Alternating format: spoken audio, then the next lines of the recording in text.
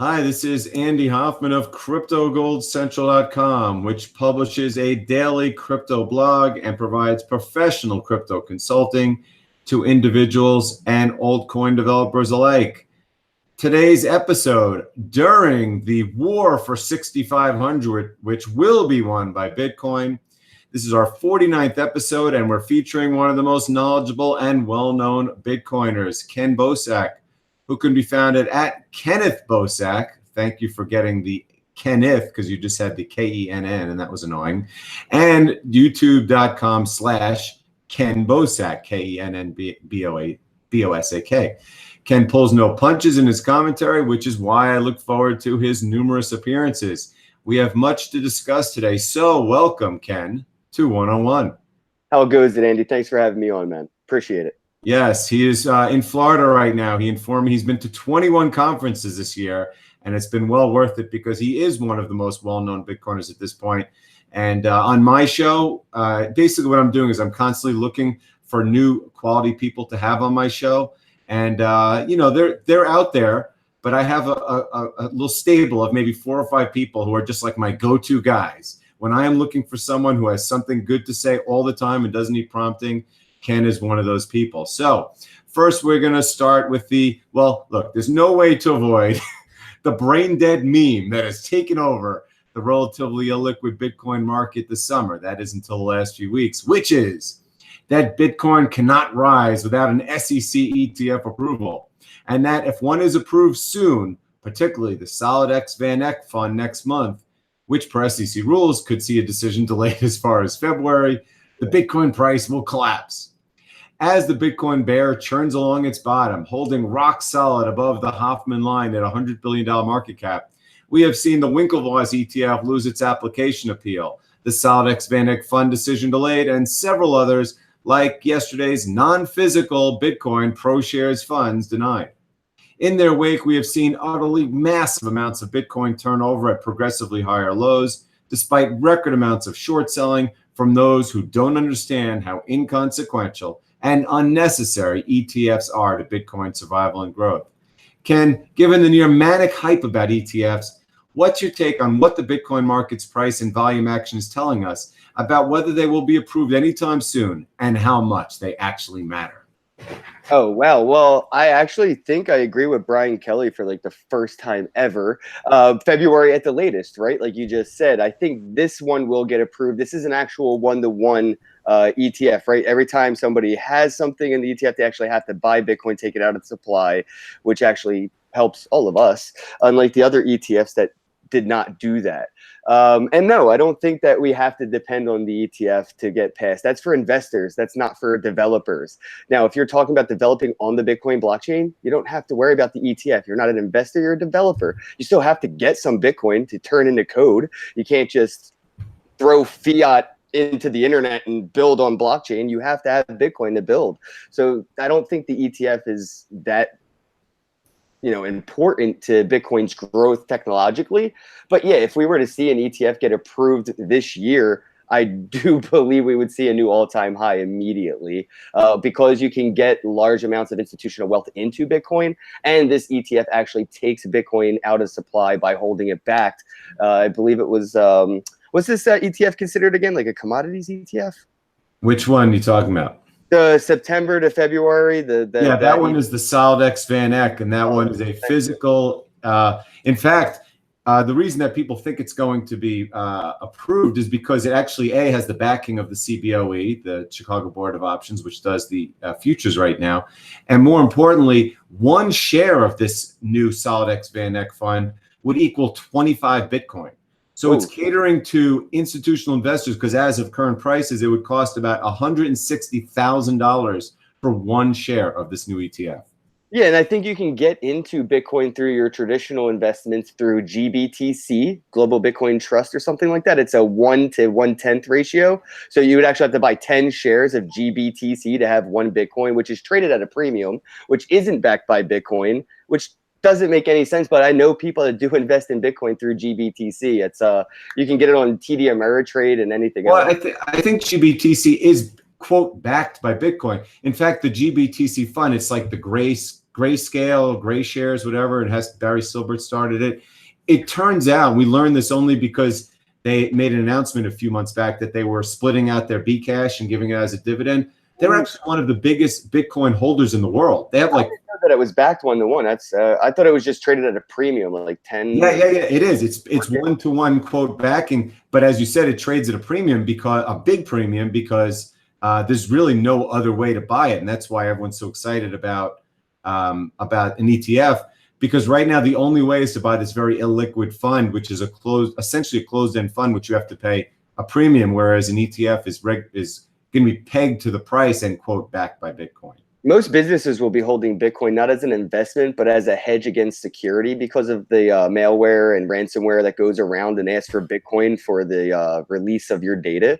You saw when that happened, the ransomware started to happen pretty big last year. I think it was like 1 out of every 5 European businesses were investing 30,000 or more into Bitcoin, just to have in case, ransomware were to hit their servers and Bitcoin were to keep going up. So it's not like we're detrimentally dependent on something like this, but if we do get one approved, Bitcoin will do very well. Right. Of course, yeah, the ransomware became an issue when the price was very high, meaning it was so valuable that you can actually have very small amounts of Bitcoin pay for very big ransoms. And once the price goes up again, that demand will come again. The other reason, of course, institutions want it is because it's such an unbelievably uncorrelated asset to anything. I mean, really, from someone like me who spent all these years in gold, which is correlated to so many things aside from being manipulated, where it's like, oh boy, the Fed is speaking today, I got to worry about it. Bitcoin moves to its own drum. It doesn't care what the Federal Reserve does. It doesn't care practically what anything is going on in the world except for its own fundamentals. I mean, look, China banned it again, and it doesn't seem to care. Bitcoin doesn't care if China bans Bitcoin. It doesn't care. It's not going to care what America does. It's not going to care what China does. Bitcoin's going to keep on ticking. And that's exactly what I'm referring to with this with the ETF. You still have this bear market mentality, which frankly is far more. Look, in Bitcoin, people want to keep saying it's a bear market, but it's not a bear market. The price fell to $100 billion market cap on February 6th. And it's never been below that. So you can say we were in a bear market when we fell that long, but since we've been above that level for the last 6 months, how is that a bear market? I mean, you could arguably say we've had 4 bear markets and 4 bull markets this year alone, because it went from 6 to 12 to 9 to 12 to 6 to 10 to 5,700 to 8,500 to 6. And now back up to 6,500. So right now we are in a trading range. Now the altcoins, on the other hand, have still been in a bear market because very few of them have bottomed. If you look at all the top tiers, almost all of them are near their lows. That's why people keep talking about this being a bear market that needs a jump start, when in fact it's really the altcoins that are still in the bear market, and Bitcoin's bear market ended 6 months ago. Well, isn't that like the argument of like the altcoins versus Bitcoin, right? Like, oh, what should you invest in, or what will get you more gains faster? And I mean, if you're thinking we're in a bear market in the alts and not so much in the Bitcoin, maybe it is an opportunity to start hedging and getting some alts and, preparing for that bull run that the alts are kind of setting up for. I mean, I don't like Ripple at all, but I mean, it's like investing in Philip Morris. You can make money off of, Marlboro cigarettes and people getting cancer, and you can get money off of investing in Ripple and things like that. I do believe that like you said, they are in a bear market. These altcoins are due for a pump, and the media is definitely helping. The mainstream media is trying their best to FUD the Bitcoin market and FOMO the alt market, while they're sitting here talking about things like, Ripple and, Dash is still getting a lot of mainstream attention. What else is out there getting a lot now? Tron and Verge, because of their weird partnerships with like porn companies and toilet companies. Toilet companies. Oh God, you didn't see the partnership with Tron and Mushroom? It's a Japanese smart toilet. It's like the epitome of shitcoin partnerships. I love it. Yeah, and I do know about those toilets, the ones that shoot water at you. They're supposed to be really good. I just didn't know that there was a crypto relationship. But it's funny, again, we talk about the bear market, and I'm going off all the topics because it's a little of everything I want to talk about. But you look at the Bitcoin dominance right now, and it's been rising this year. I mean, it's nowhere near where it was last year at the highs. I mean, people forget when we got to 20,000 in December, altcoins were crashing, and the dominance got up to 65%. Well, we're just still at 53% today, despite this massive bear market in altcoins, which still goes on, which is why that I'm so bullish in general. I think that investors are giving a lot of credence to what you're talking about the next bull run coming. But when you break it down again, dominance has to do mostly with a handful of the bigger names. I mean, if you're talking about the micro caps, of course they're doing terrible because they're the last to go. But Ripple, you mentioned, is one of the few top tiers which actually has been performing well as opposed to the other ones. And so I think Wall Street loves Ripple because it's like a corporation, and it is a corporation, and that's why that one seems, in my opinion, to be going first. Whereas now Bcash, we're going to talk about in a second, has its own issues, which are very, very Bcash specific. And then when I see what's going on in the space, the ones that are doing the worst are the platform stocks. Ethereum has been doing absolutely horrible. It's down to 4% of a Bitcoin, and all of those other wannabe platforms from EOS to Cardano and there's a whole bunch of them. I forget them all. They've been doing worse than anything else. So there is a lot of different tiers in the altcoin sector, some of which are doing a lot worse than others. But when the tide rises, eventually it's going to float all boats. Yeah, I think we're going to see an influx of like security tokens and utility tokens getting a lot of attention. These ICOs and airdrops and money grabs, probably not so much anymore. A lot of people lost a lot of money during this ICO, craze, and no ICO has come to fruition. I mean, you look at Kodak, Telegram, Kick, all these legit quote unquote, mainstream ICOs that did nothing. Even Kodak were not on their whole, miner. They were going to lease you. You had to buy their miner, lease it, and give them 10% of your mining earnings. And yeah, they're not going to do anything anymore. They had an ICO, and now they're not. So I think what we're going to see is the securities tokens start to get a lot of attention. I've been looking a lot at Polymath. Can you define that? Even I'm a little confused. When you say security tokens, what exactly does that mean? How backed by securities? I would say imagine if a stock, right? So your business, you could tokenize your business's stocks. Let's see. I don't know exactly how to explain it verbatim. I don't want to misquote. Okay, but you're saying that there's a tier of tokens. We're talking about different sectors of the market, and that's one in particular that could go. I think in general, again, the ICOs was easily the most risky part of the entire market. And in fact, for all the talk about the massive altcoin bubble that occurred in January, as I expected, well, maybe not as much as I expected when the crypto hedge funds came in January 1st, the worst was the ICOs. And that actually happened before. I mean, the big Ethereum explosion and ICO explosion was way back in May and June of last year, not this year, last year. And it fizzled out before we even had the explosion because there were so many that were scams. And so I think that this next, when the market does move back up again, there's going to be a lot more discernment among investors to stay away from those unbelievably risky ones where you're actually giving money to strangers as opposed to just buying altcoins. It's funny that people will invest in these ICOs to make more money, right? And I'm like, to me, it doesn't make much sense. If you're going into, an ICO to make more money, you're basically giving them your ETH to dump on you and your previous investments later. So you're basically helping them hurt you. Or why invest in the ICO? Why invest in an ERC20 or anything like that when you can invest in the foundation all of them are being built on by just holding Ethereum? So when you're taking your Ethereum and giving it away to an ICO, you're basically allowing another company to just dump on your previous investments.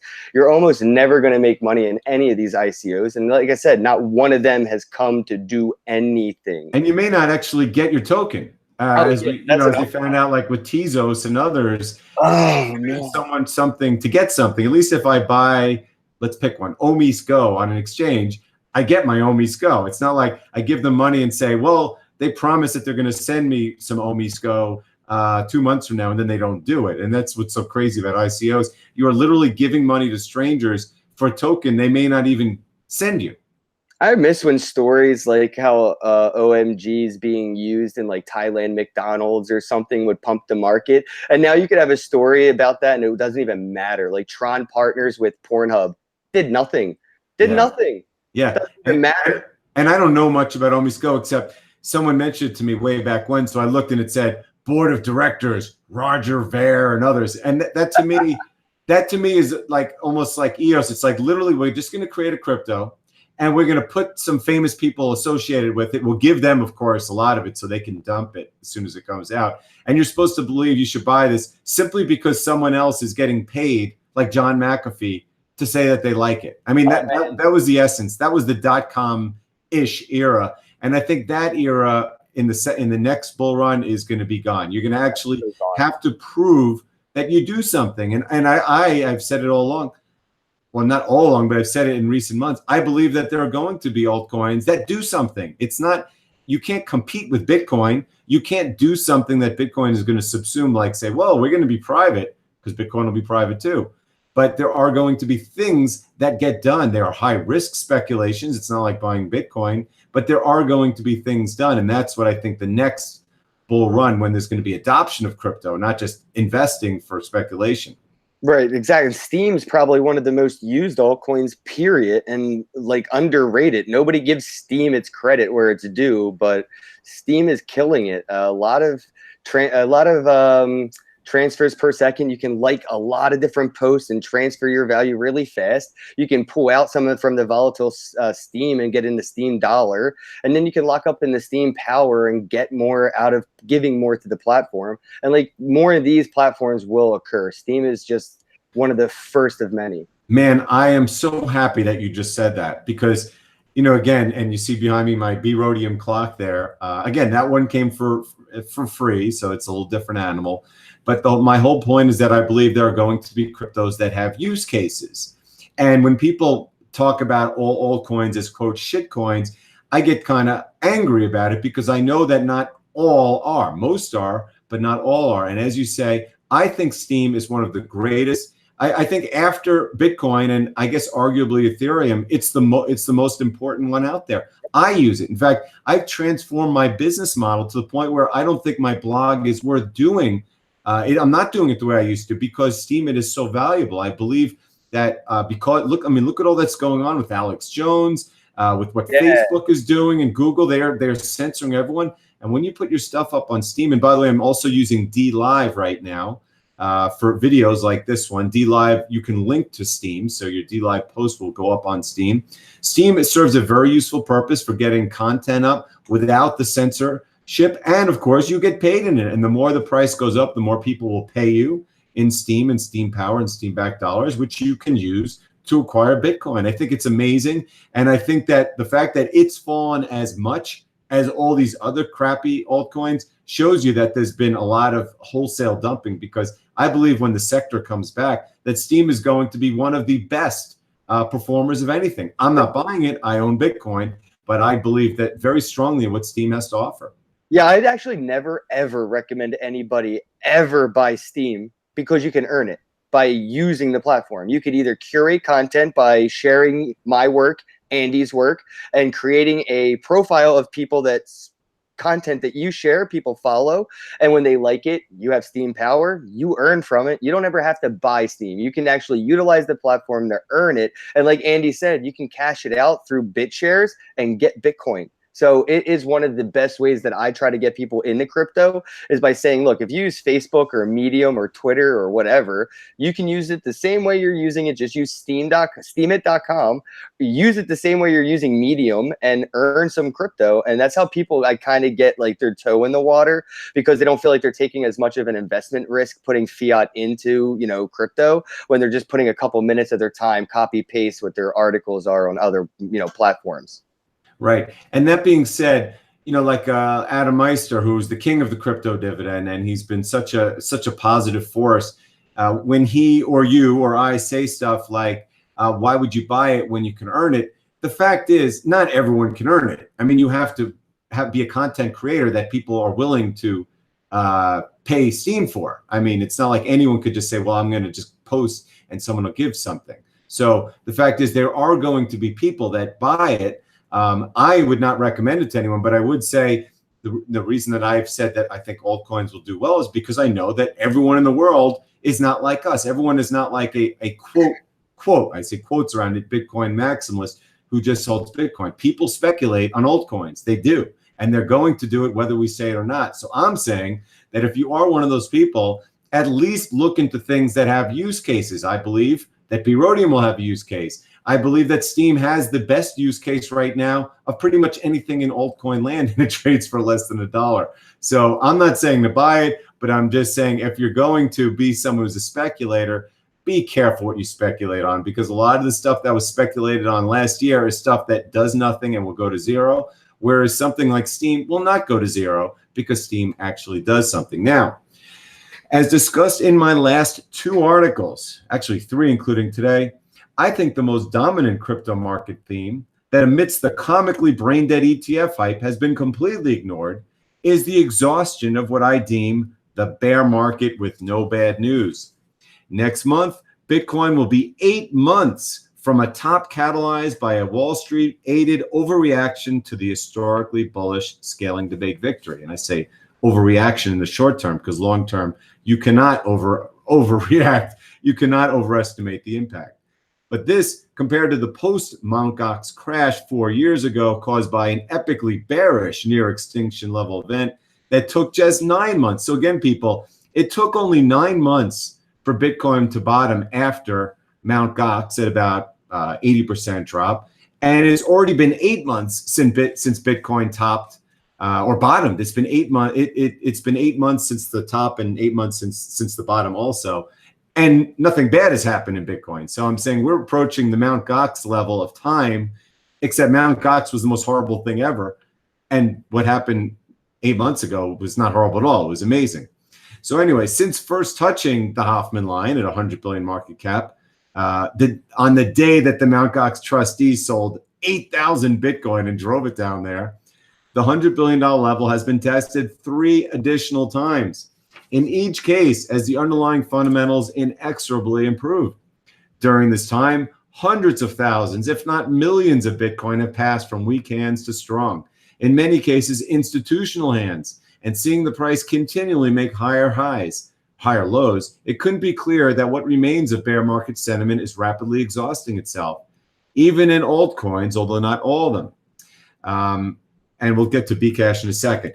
Ken, given what we've seen in the crypto markets in general, am I overstating my optimism about Bitcoin's near and intermediate term outlook, or conversely, am I simply blowing hopium smoke on a crippled market that could take years to recover?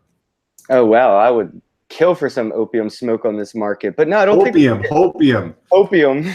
I don't think we need it. I don't think we need it. No, you're right. There's been no bad news. I guess like you could say the ETFs getting shot down left and right could be about the worst news we have, but it's nothing as opposed to the Mt. Gox hack. We did have a few exchanges get hacked though around the past year. From CoinCheck was hacked for like $300 million worth of NEM. There was a couple other exits of exchanges. BitConnect exited, USI Tech exited. There was a lot of exits. So technically they, as a group, were probably as large as the Mt. Gox scenario. So maybe there was some bad news in there, but nothing as, detrimental as the Mt. Gox situation. But yeah, I think we're only, like you said, 8 months, a month away from like that time period. And we're getting closer and closer towards an ETF approval. The suspense isn't just killing me. I think it's killing the traditional investors. I already have Bitcoin. I'm good. You already have Bitcoin. You're good. Most of the people watching this already have Bitcoin. We're all good. It's the guys in the suits that have been investing in other things for the past years that are starting to worry about if they start to put some of their money into this, they're going to make people like you and I way wealthier than they would like. They want to figure out how they can shake some of that Bitcoin out of our hands into the free market and gobble it up cheaper. And the time that it's taking, like you said, we're 8 months in now. I don't think they're going to wait much longer. I think they're going to get impatient, start throwing money at this. What is it? Coinbase Pro and Coinbase Custody just made it possible for institutional wealth to move in up to a minimum of $1 million investment for a $100,000 contract. That's That is happening. We got the $20,000 Bitcoin back in December before you could have $1 million investments into Bitcoin through things like Coinbase Commerce or Coinbase Custody, I believe it was called.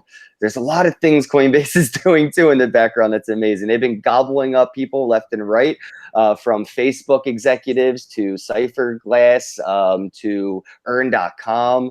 The dominoes are being set up in a way that I think this year is the year Bitcoin goes mainstream. By the end of the year, we will see a new all-time high, simply because we have Poloniex being bought by Goldman Sachs' Circle for what, $350 million or something. Like, they aren't throwing money at this because it's going nowhere, and there aren't 9 or 12 ETFs being turned down because it's going nowhere. The reason that the Winklevoss are trying their best to get the first ETF is because they know that there will be one. I don't think we have to wait for it to be approved. I think we'll see that jump happen before the ETF's approved, because people will know in the background with the money to make moves that, hey, this is about to get approved, and you'll see Bitcoin jump. And then a couple days later, if not hours later, you're going to hear that, oh God, the ETF is going to be approved. So I think that, waiting for the good news is going to be a bad investment move.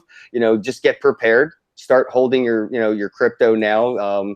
Stop getting antsy on the exchanges a little bit and start accumulating and get ready for the inevitable ETF and institutional wealth moving in. It's like I said, we're seeing banks buy crypto exchanges. It's not stopping. Yahoo just announced that they're going to be doing their own exchange in Japan. You think Google's not going to launch their own exchange?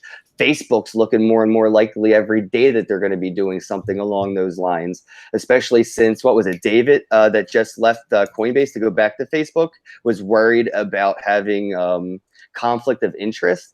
That only makes sense if Coinbase and Facebook were doing the same exact thing, selling crypto. And so I'm just getting ready for that. And just wait, Twitter. Can you mute yourself for a second? Can you mute yourself? Yeah, I was echoing. Just wait until Twitter eventually gets into cryptocurrency trading. How could they not? They literally have the entire cryptocurrency community reading it all day long. I mean, they will do it. And by the way, everyone, the reason I know that was such an amazing answer that Ken just gave for the last 3 minutes or so is because I was just taking notes in a manner that I only do with a very small handful of my guests, notably Simon Dixon, Francis Pouliot. Sometimes they give these long answers, and I got 25 comments because there was so many good points you just hit on. One, we're talking again about 2017. Look, when you're in a bull market mentality, all news is good news. I mean, you were mentioning we had the bad news was ETFs they were denied. Well, in March of 2017, the Winklevoss ETF was denied at 1,000, and the price was at 20,000 by year end. You talk about hacks this year, and again, the hacks this year have been small exchanges that shame on you if you're even in them.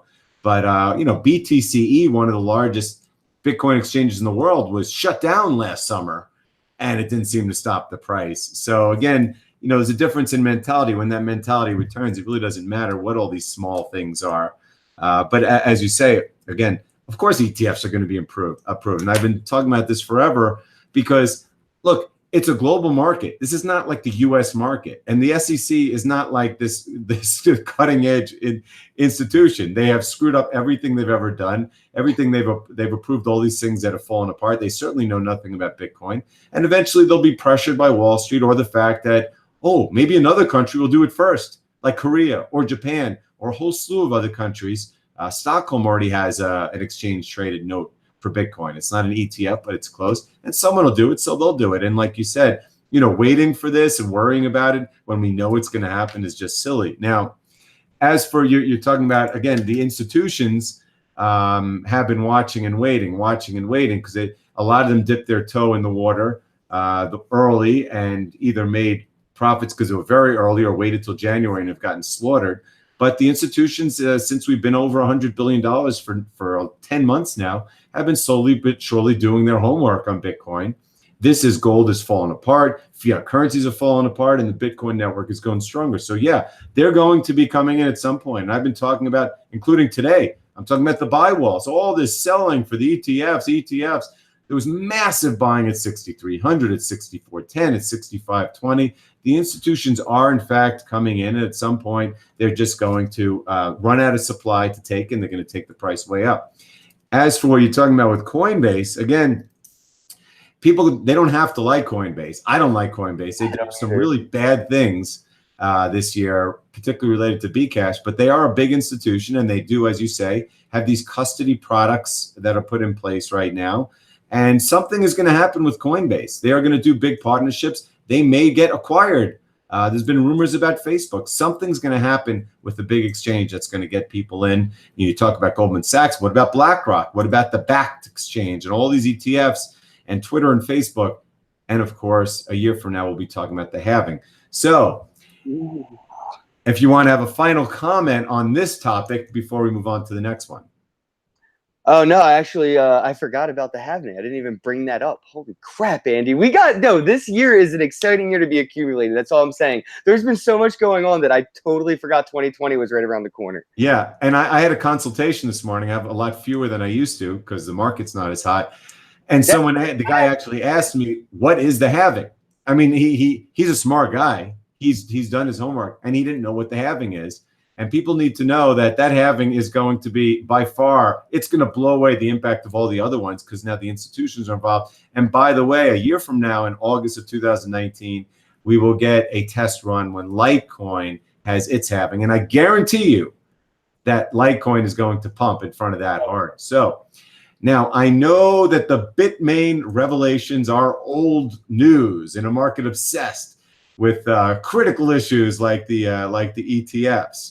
However, last week's revelations that Bcash is indeed a Bitmain-operated Ponzi scheme was big news. It really was big news in the crypto world in demonstrating that, one, everything about Bcash's, quote, growth was fraudulent. Two, Bitmain is desperately in need of a bailout via either a multi-billion-dollar IPO or a new crypto bull market. And three, Bitmain has squandered its early mover advantage to the point that its very competitive position has been compromised. Kenn, what's your take on the Bitmain revelations, and what does it mean, in your view, for the near and long-term future of Bcash? When Bitmain ICO? That's really what I'm waiting for. I mean, I think everybody was making jokes at like Bcash doing ICOs on their blockchain or whatever. Roger was talking about doing an ICO. I would love to hear and see something along those lines where Bitmain's going to do an ICO, then they're going to do something along the lines of the Kodak miner scenario where they're going to have some way of, like you said, bail us out. We need help, but they don't want to say they need help. I don't know, man. I'm not too worried about Bcash's future because I don't use it. I'm not interested in it. I use Bitcoin. A lot of people that I've talked to, like you said, you had a consultation, and I have a few that I do as well. I've been doing consultations for over a year, and a lot of the times people will ask me, why didn't I get this fork? Why didn't I get that fork? And I'm like, well, you're holding Bcash. I told you the mainstream media is telling you that's Bitcoin, but it's not Bitcoin. BTC is Bitcoin. BCH is an altcoin. You're not going to get those quote unquote dividends. Oh, yes, you are. You're going to get Bitcoin Satoshi Vision. Oh my God, dude. Can't wait for that one to hit. Oh, that will be the biggest disaster. You think Coinbase is going to list it? You think Coinbase is going to list that one, Andy? Come on, man. They got enough shit for listing Bcash in general. They got looked at after for price manipulation, and they only got away with it. Coinbase only got away with the Bcash price manipulation was because they did an in-house investigation. It was basically like, did we cheat? No. Okay, cool, done. Investigation over. But they did, and I think when we see the whole Bitmain fiasco fizzle out, we're going to see a influx of institutional wealth just move in to fulfill this. We're going to see, I think we're going to see the next year before the halving, we're going to see a jump of miner companies pump. We're going to see so many different options of mining companies and mining farms popping up left and right, because that's how I see the government really getting involved. We're going to have, mining farms that are basically like the Federal Reserve, where they're getting the transaction fees as, you know, taxes or whatever, because that's the only way they're going to get money, is if we give it to them. And if they don't become miners and start getting transaction fees, the way the government and the way that money works will have to figure itself out. So I'm thinking we're going to see an influx of mining farms all around the world, because that's how governments are going to make sure they're the middlemen. Right. Of course, people are going to learn very quickly, whether you're a government or an individual, that mining is very difficult to do, especially when you're competing now with everyone else. I mean, the hash rate has been going up in bad times. Just think of what it's going to go up when Bitcoin becomes a real big deal, and it's worth $1 trillion, and governments are fighting for it. Of course, they're just going to eventually just buy Bitcoin. I mean, that's what we've been saying from minute one: buy Bitcoin. I'm trying to remember the guy I used to. I mean, obviously, I listened to Adam from day one, and there was another guy. I used to watch his podcast. He tries to stay out of limelight, but he said, I tried everything. I tried the mining. You will lose money mining. And Rocky Palumbo will tell you the same thing. Oh, you definitely mine. You're going to lose money mining unless you're an absolute expert, and you're lucky. People are going to be buying Bitcoin, but at the same time, they will be forced. The big institutions will be forced to get in the game in mining. It's funny. Yeah, go. Nobody's talking about a Bcash ETF. Nobody. Nobody. And everybody's trying to say, you know, Bcash, you know, well, not everybody, but the Bcash supporters are trying to say, oh, Bcash is the real Bitcoin. I would love to hear the topic of a Bcash ETF with the centralization running around Roger and himself. It would never work. Well, I think that those days are over, though. I mean, I think I made this pretty clear last year for the whole last year, that Bcash, when people saying, oh, it'll just get back to 20%, it'll pump, it'll dump. No, I think Bcash died. Its only reason to be right now is the fact that this Ponzi scheme has been hold it up. It held it up. I mean, they pumped it to 20% so they could dump. Then they were pegging it at 10%. Now they're trying to peg it at 8%. But again, I mean, look, if Bitmain wants to do an IPO, and to me, the only way they can do an IPO is, one, if there's a massive bull market behind them in which the 80%ers just come in and throw money at them, or if they tell them, look, you can't do things the way you want our money. You want our billions of dollars. Well, here's what you got to do. You got to stop buying Bcash and sell it. I don't care what the price does. And they may even replace the management. I mean, that's what I'm trying to say about Bitmain. They absolutely destroyed themselves. People don't understand. And we haven't even gotten to the IPO. Because if they can't do it, then you really see that the problems they're in.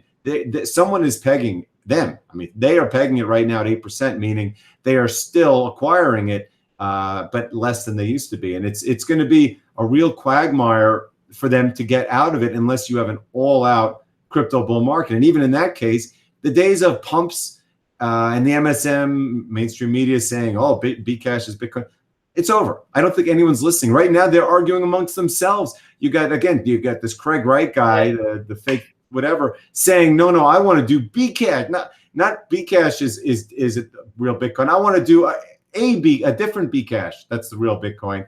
And it's getting to be a joke. And you look at it and you go, so why is it 8% of Bitcoin? Everyone knows it's a Ponzi scheme. Everyone knows it's being held up. Everyone knows it doesn't do anything. It's been proven that no one uses it. It almost got hacked 2 weeks ago. And if it weren't for the good graces of Corey Fields, a Bitcoin core developer, we would have no Bcash right now.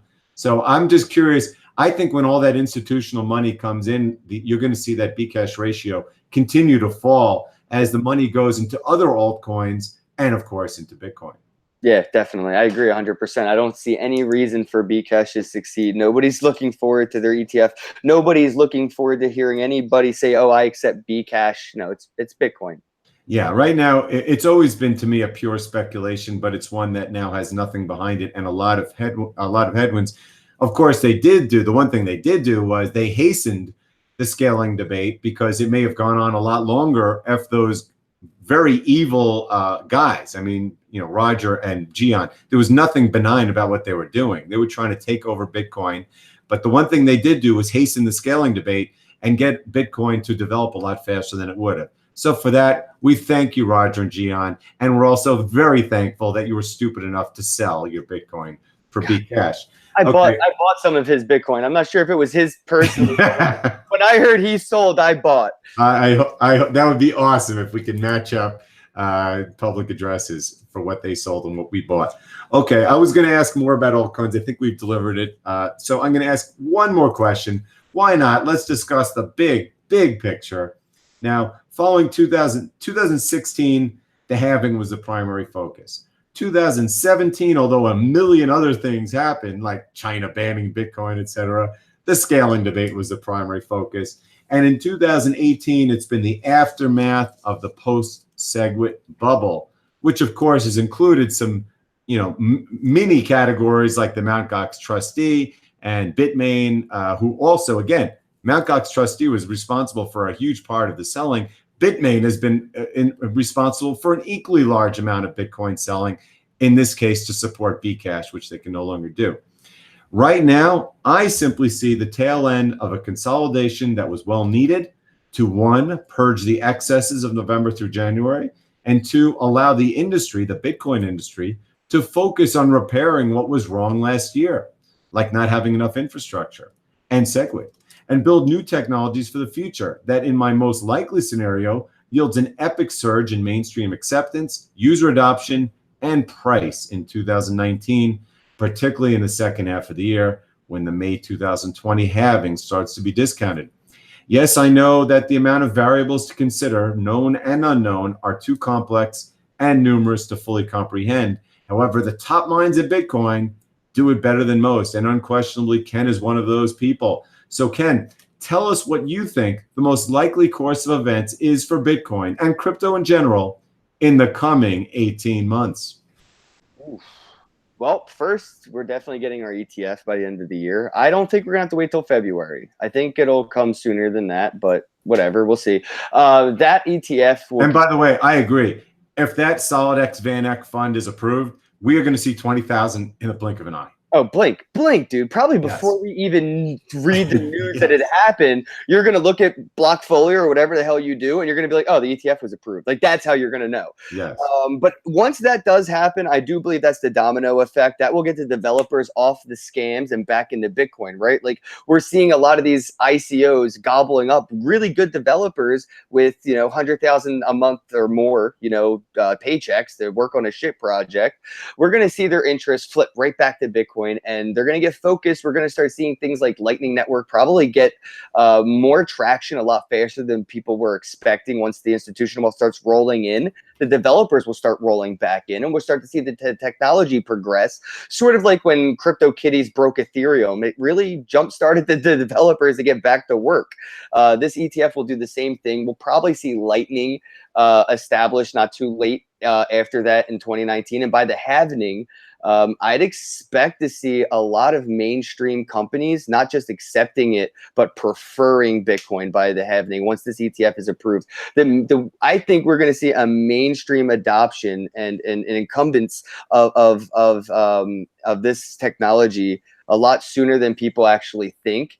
I don't think we're gonna have to wait the 20 years the internet took, or 80. You know what I mean? I think we have exponential growth on our side here, where we're gonna see once there is a way for institutional wealth to really roll into this, that's when we're gonna start to see the technologies being built and the corporations embracing it. But it's going to be one after the other. But until then, I do see the individuals at the institutional level moving in now. I think that the people sitting at the board themselves are getting some crypto while they're waiting for the actual board itself, the company, to start rolling into it. They're getting their pawns in place. So when the company starts to invest, their individual investments are pumped by the corporation's money and moving in forward. So I'm just waiting for these dominoes to start falling. They're already lined up. The chessboard already looks like a checkmate. I'm just fingers crossed we get that stalemate before 2020. If not, after the halving, people will realize that the supply will be dwindled in such a way that what we have is worth so much more because of the supply issuance and the amount of the value rolling in. The supply and demand will have the value increase exponentially. It won't even make sense for a while. There possibly will be another dip to make that kind of balance out, because there will be a moment where people jump in so fast, and then we'll have to wait a little while for the technology to be built on top of that investment. Right. And again, that 100 billion level, I mean, I'm sorry, I'm getting some real credit on this because I called it on the upside and the downside. I was talking about it before Brian Kelly. From my Wall Street experience, before he said the wall of crypto is coming, I said, wait till we get to 100 billion at 6,000. And that's exactly when it took off. And when it fell to 6,000, I said, look, Take a look where it stopped, 6,000. This is the institutions. The point is very few of them actually got in. The fact that we got into 6,000, it was 20,000 the blink of an eye. They didn't even have time to build, I mean, look, BlackRock is just starting to have a working group now. The crypto hedge funds that can be nimble, they got in first. Most of them didn't get in until January 1st, and so they missed out on most of the gains. But the institutions have just started to dip their toe in the water. They have been doing their research for the past year right now, and a lot of them are waiting for what they think is the bottom. And like you said, the principles or the driving forces behind those working groups are the people who are in right now and are going to be forcing it through their institutions. Oh, without a doubt. And of course, that ETF, we can say, oh, well, Bitcoin doesn't need it. Yeah, of course it doesn't need it. Bitcoin will be what it is, whether without it. But man, you talk about rocket fuel. When there's an actual physical ETF, like I'm telling you, and you know it too, this Solid X Van Eck, every institution on the planet will but buy into Bitcoin the day that thing is approved, because they know that not just that, but other custodial solutions, like for instance, Goldman Sachs, who says we are creating a custodial solution. BlackRock, who by the way is the biggest ETF provider in the entire world, says we're doing this. Backed the Intercontinental Exchange venture with all these big mainstream companies. I mean, ICE is one of the biggest commodities trading groups in the world. So we're talking about some pretty significant institutional, as you say, dominoes getting ready to fall. And I guess I'll just finish up. We're both talking about the halving. You call it the halvening. I call it the halving, potato, or as they say in Ghostbusters, potato, tomato. Yeah. I just saw that second Ghostbusters. It was so bad with the girl.